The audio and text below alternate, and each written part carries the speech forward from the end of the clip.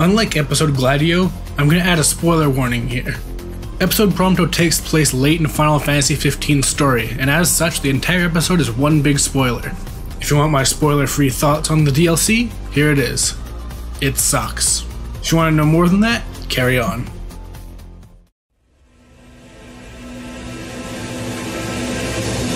Where episode Gladio felt like a weird, irrelevant side story, episode Prompto feels like an essential piece of Final Fantasy XV that was haphazardly lopped off the main game.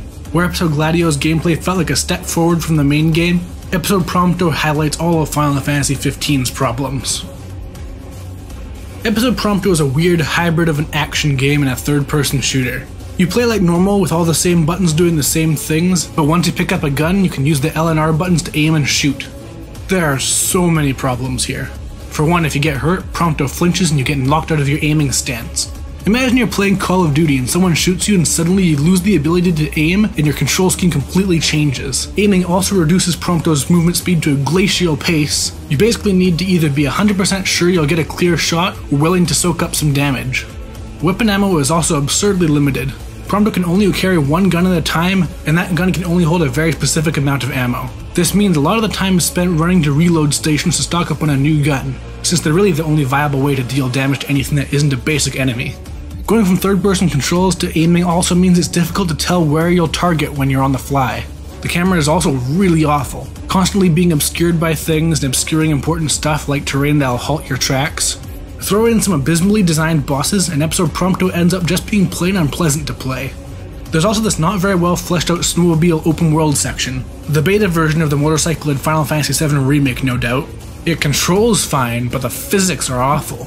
A slight bump in the terrain can send you flying anywhere, and the camera's awfulness goes to the next level when you're riding this thing. The story? It ties up a plot thread that went nowhere in the main game. It also explains certain plot points from the Kingsglaive movie, and gives screen time to a villain who literally shows up in one scene in the main game. This is the biggest reason why this DLC feels like it was cut out of the main game. This villain wants to become a god, so he turns himself into a giant worm and you blow it up with a Gatling gun.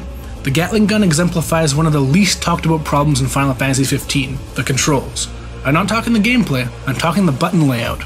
See, when you control the Gatling gun, you can shoot using the triggers, like in most shooters. This is the only time you can do this in the entire DLC.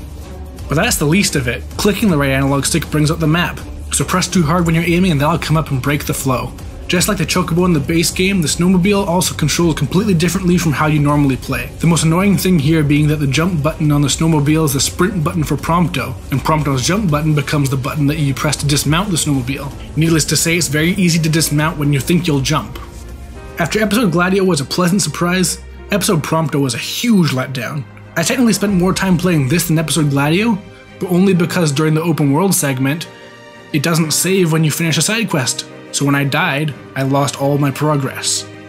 Despite all this, the optional boss fight against Aranea is actually pretty fun, mostly because it doesn't rely on the awful gunplay.